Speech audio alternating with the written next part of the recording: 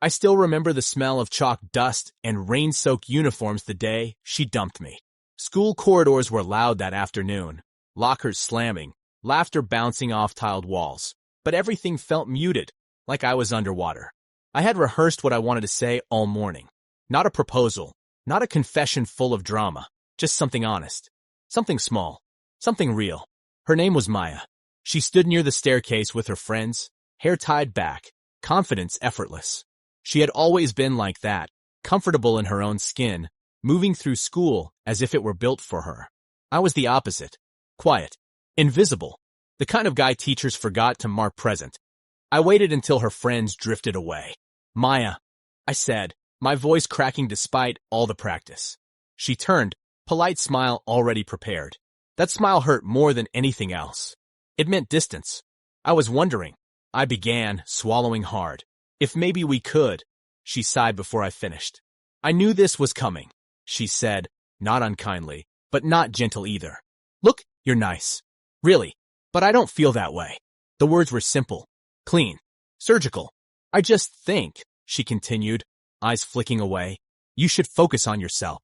College, life, whatever. This just isn't it. Focus on yourself."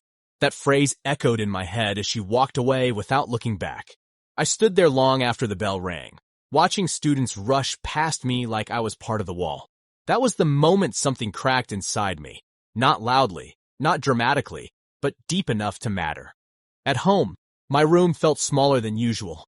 Posters peeling at the corners. A desk cluttered with unfinished dreams. I lay on my bed staring at the ceiling, replaying the conversation over and over, imagining smarter responses, braver versions of myself. But reality didn't change. She didn't text. She didn't call. She didn't look back. School ended. Graduation came and went. People hugged, promised to stay in touch, then vanished into their own futures. I watched Maya accept flowers from another guy. Confident, loud, already living the life I didn't know how to reach. I clapped because everyone else did. That night, I packed for college. Not with excitement, with resolve. College wasn't a transformation overnight. There was no dramatic glow-up, no sudden popularity, just quiet changes stacking on top of each other. I woke up early. I went to class even when no one checked attendance. I worked part-time jobs that paid little but taught me discipline. I read books no one told me to read. I learned to speak up, first awkwardly, then with confidence. I stopped waiting to be chosen. Slowly, without realizing it, I became someone else. But Maya didn't know any of that. To her, I was still the boy standing near the staircase, words tangled in his throat, easy to walk away from. And that was fine, because some endings aren't meant to hurt forever. Some are meant to ignite something. Sometimes rejection isn't a door closing. It's life forcing you to build a better one. College didn't start with confidence. It started with silence. The first few weeks on campus, I moved like a ghost, attending lectures, sitting at the back, leaving without talking to anyone. No one knew my past. No one cared who I used to be. And strangely, that hurt and healed me at the same time. In school, I was the guy who got rejected. In college, I was just a blank slate. At night, I replayed the same memories. The staircase, her calm rejection, the way she walked away without cruelty, but without hesitation. I realized something uncomfortable. She hadn't broken me on purpose. I had handed her that power. That realization stung more than the rejection itself. One evening, while scrolling through my phone, I saw her name pop up in a group chat memory. I didn't open it. I deleted the chat instead. It felt symbolic, small, but necessary. I didn't expect her message. The next morning, that's what surprised me the most. I woke up the timing. I went for a run, but the fact that my heart didn't race because it hurt in a way that felt honest. It was a quiet evening in my dorm. My legs tapped against the window, and for the first time in years, the pain was revising notes. It was physical and temporary. Completely focused. Days turned until my phone vibrated. I joined the college gym. For a few seconds, I struggled with basic weights. I stared at it like it. My hands shook. Sweat soaked my shirt. But no one laughed. Everyone there was fighting their own quiet battles. That's when I learned my second lesson. Growth doesn't need an audience. My posture changed before my body did. I stopped looking down when I walked. I stopped apologizing when I spoke. In class, I started answering questions. Not to impress, but because I finally trusted my own voice. Professors noticed. Classmates noticed. A small group formed around me during projects. For the first time, people listened when I talked. One night, a senior invited me to a study group. We laughed. We argued about ideas. Someone said, "You're sharper than you look." I smiled, not because it flattered me, but because it was true. Months passed. The mirror started telling a different story. Broader shoulders, calmer eyes, a face that didn't look like it was waiting for permission anymore. I cut my hair shorter, changed my clothes, not to become someone else, but to match who I was becoming. I wasn't chasing success. I was building distance from my old self. And then, during winter break, I went back to my hometown. I didn't plan to see her. I didn't think about it. But life has a strange sense of timing. I walked into a cafe near our old school. Same place. Same smell of coffee. Different version of me. She was there, sitting by the window, laughing with a friend. For a moment, time slowed. Not because my heart raced, but because it didn't. She looked up. Our eyes met. Her smile froze, not in shock, but in confusion, like she was trying to recognize a memory that no longer fit. I nodded politely. Nothing more. No bitterness. No revenge. No words. I ordered my coffee and walked past her table. Behind me, I felt her stare linger. For the first time, I was no longer the moment she walked away from. I was the man she hadn't expected to become. And somewhere deep inside, I understood something clearly. The real transformation isn't when someone regrets losing you. It's when you realize you don't need them to notice at all. I didn't expect her message. That's what surprised me the most. Not the timing, not the words, but the fact that my heart didn't race when I saw her name on my screen. It was a quiet evening in my dorm. Rain tapped against the window, soft and steady. I was revising notes, headphones on, completely focused, until my phone vibrated. Her name. For a few seconds, I stared at it like it belonged to someone else's life. "Hey, I saw you the other day. You've changed. Can we talk?" In school, I would have replied instantly. Overthought every word. Wondered what it meant. Wondered if it meant something. Now, I set the phone down. Not out of ego. Out of clarity. I let the silence sit. And in that silence, I asked myself an honest question. What do I actually want? I wasn't angry at her anymore. I wasn't hoping for revenge. But I also wasn't the boy waiting to be chosen. An hour passed before I replied. "Sure, we can talk." No emojis. No excitement. No urgency. We agreed to meet the next afternoon at the same cafe. The irony didn't escape me. When I arrived, she was already there, sitting straight, nervous energy hidden behind controlled posture. When she looked up and saw me, her eyes widened just a bit. "Hi," she said. "Hi," I replied calm. We ordered coffee, sat across from each other. There was a pause, thick, unfamiliar. "You look different," she said finally. I smiled lightly. "College does that." She laughed softly, then hesitated. "I've thought about you. A lot, actually. In the past, that sentence would have undone me. Now it simply existed. I wasn't ready back then," she continued. "I didn't know what I wanted. And seeing you now, it made me realize maybe I made a mistake." I watched her carefully, not with hope, but with awareness. "Maybe," I said. "Or maybe we were just who we were at that time." She frowned slightly, like she wasn't expecting that answer. "You don't seem upset," she said. "I'm not," I replied honestly. "I just moved on." That's when I saw it. Not guilt, not regret. Fear. The fear of being left behind. She reached across the table, then stopped herself. I was wondering if we could try again. The cafe noise faded into the background. My thoughts were clear. Painfully clear. "I don't think so," I said gently. "Not because you hurt me, but because I don't want to go backwards." Her eyes searched my face, hoping to find the boy she once knew. He wasn't there anymore. "I hope you find what you're looking for," I added. She nodded slowly, forcing a smile. "I hope you do too." We stood up. No drama. No shouting. No tears. Outside, the rain had stopped. As I walked away, my phone buzzed again. This time, it wasn't her. It was a notification for an upcoming competition I had been shortlisted for, something I had worked towards silently for months. I smiled. For the first time, I truly understood. Sometimes closure isn't about reconnecting. It's about choosing yourself without resentment. And as the sun broke through the clouds, I walked forward, lighter than I had ever felt. Success arrived quietly. Emails, deadlines, long nights. My name on the college board. Top 3 finalists. National competition. Shifted. In school, I wanted to be seen. In college, built. Preparation took over. I stopped scrolling, comparing. People noticed. Opinions respected. Competition. Congrats. Thanks. You seem happy. I am. Didn't know you had this. I didn't either. Back then. Realized your value once I couldn't reach you. That happens. Distance clarifies. Think about us. No, I think about where I'm going. Was I important? You were a chapter, not the whole story. She understood. Not that she lost me, but I found myself. I wasn't proving anything. Standing on my own ground. Self-respect isn't loud. It's the calm refusal to return to a place that outgrew you. I stepped forward, taller than ever. Success came quietly. Notice board, top 3 finalists. Subtle smile as students passed. Preparation took over. Mornings before dawn, evenings empty rooms. No scrolling, comparing. People noticed. Professors respected opinions. Practicing alone, sensed her at door. She stood there. Competition congrats. Thanks. Seem happy. I am. Meant it. Didn't know you had this. Neither did I then. Value clear, unreachable. Heavy. Stood bag on.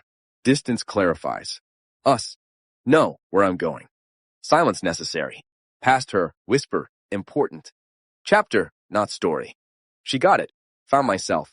Rooftop, city lights. Wind, support buzz. Self-respect, no return. Taller.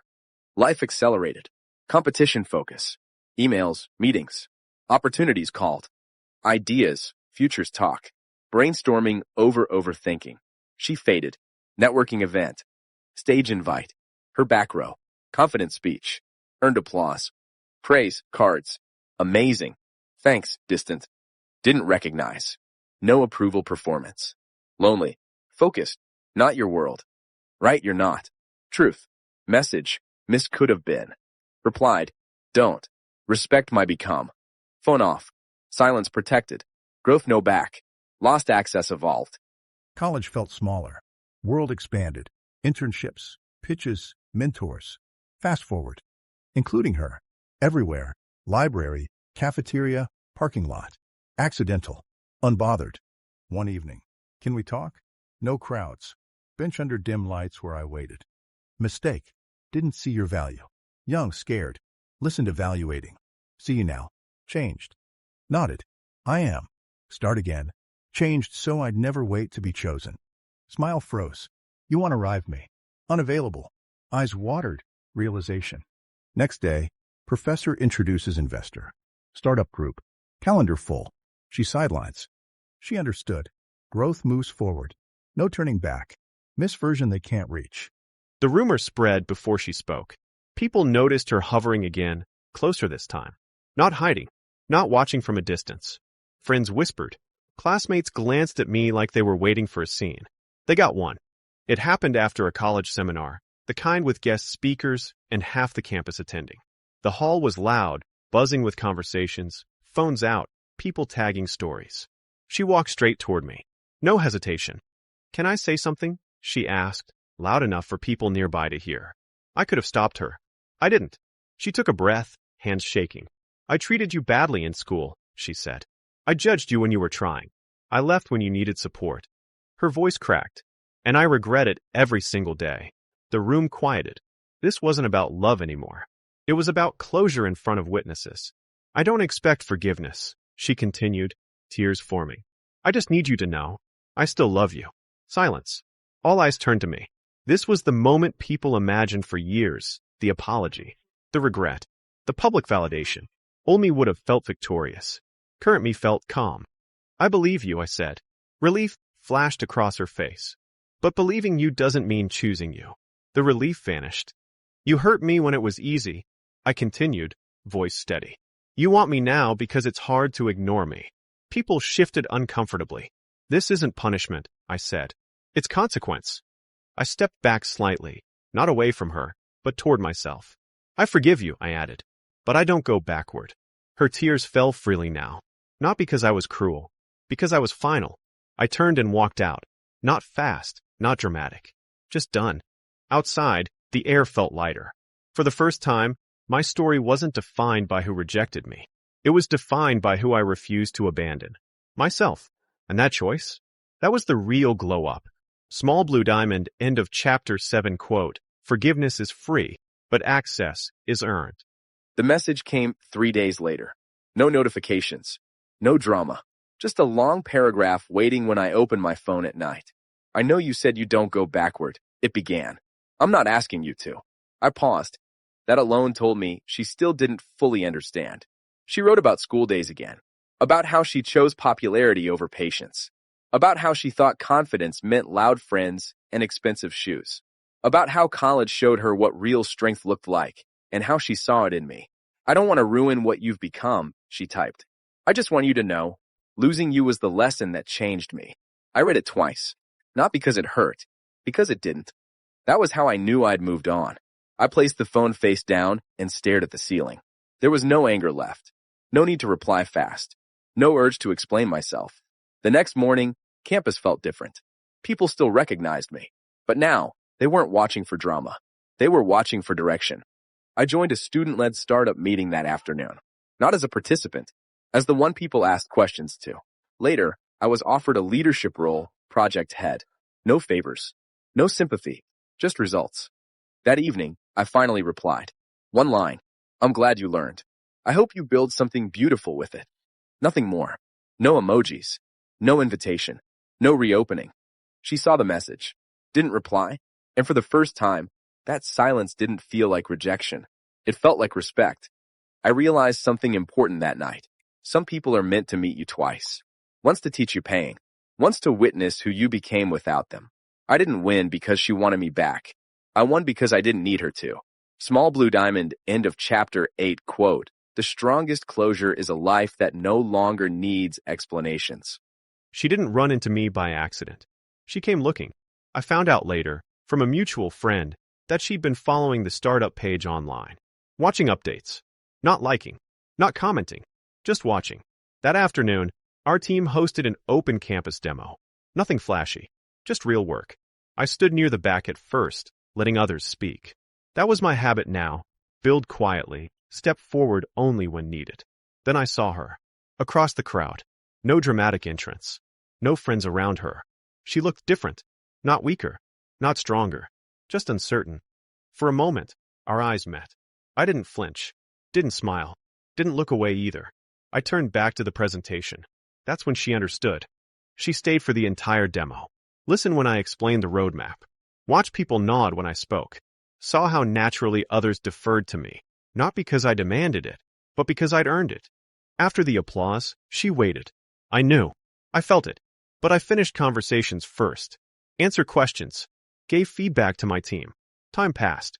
When I finally turned, she was still there, standing near the exit, hands clasped, rehearsing words she didn't need to say. "I'm happy for you," she said quickly, before I could speak. Not emotional. Not dramatic. Just honest. "Thank you," I replied. Silence followed. Not awkward. Just clear. "I didn't realize," she added softly, "how much you were becoming, while I was busy chasing things that looked impressive." I nodded once. "I did," I said. Calm. No edge. That's why I didn't wait. That landed. She looked down, then back up. "I'm not here to ask for another chance." I believed her. "I just needed to see you once," she said. "Like this. To understand what I lost." I studied her face, not for memories, but for closure. "You didn't lose me," I said. "You let go before I arrived." She smiled sadly. Not in pain. In acceptance. "I hope someone sees you sooner than I did," she said. "So do I answered. She walked away. No tears. No last look back. That's how I knew this chapter was truly closing. That night, I wrote one sentence in my notes. Growth isn't about proving someone wrong. It's about outgrowing the need to. And for the first time since school, her shadow finally disappeared from my future. Small Blue Diamond, end of chapter 9, quote, "Some people don't lose you.